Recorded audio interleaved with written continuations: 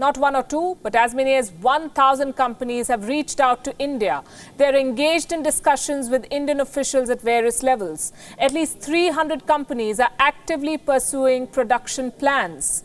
They belong to industries and sectors like mobiles, electronics, medical devices, textiles, and synthetic fabric.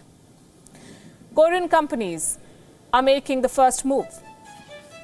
Reports say the Korean consulate in Chennai has received a number of requests. 2 requests are from iron and steel companies. Another one from the hospitality sector. Some startups have also shown interest in moving from China to India. India is being seen as a solid alternative, a global manufacturing destination going forward.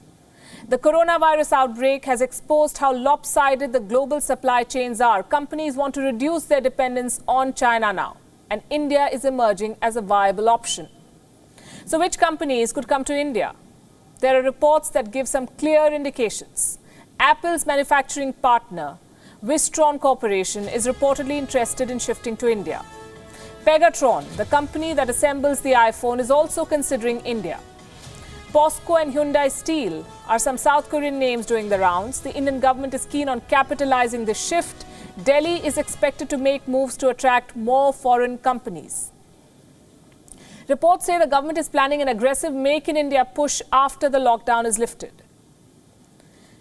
Indian Minister Nitin Gadkari has already given a signal. He has urged industry bodies to attract top companies from the US and the UK, backing the idea of more joint ventures and assuring the government support. This minister said that permissions will be given on a quote-unquote war footing. So what works in India's favor is the question. This has been in the making well before the pandemic, we can tell you. India became an attractive option after the cut in corporate taxes. This happened last year. The corporate tax was reduced to 25%. For new manufacturing firms, it is as low as 15%, 1-5. This is an attractive proposition, but this is not enough. Investors have hesitated to move to India in the past. They blame the changing policies. They blame the red tape in India. And India will have to overcome these challenges if it wants to attract businesses away from China. There is competition too. Vietnam, Malaysia, the Philippines and Indonesia, these are some of the other alternatives that companies are considering.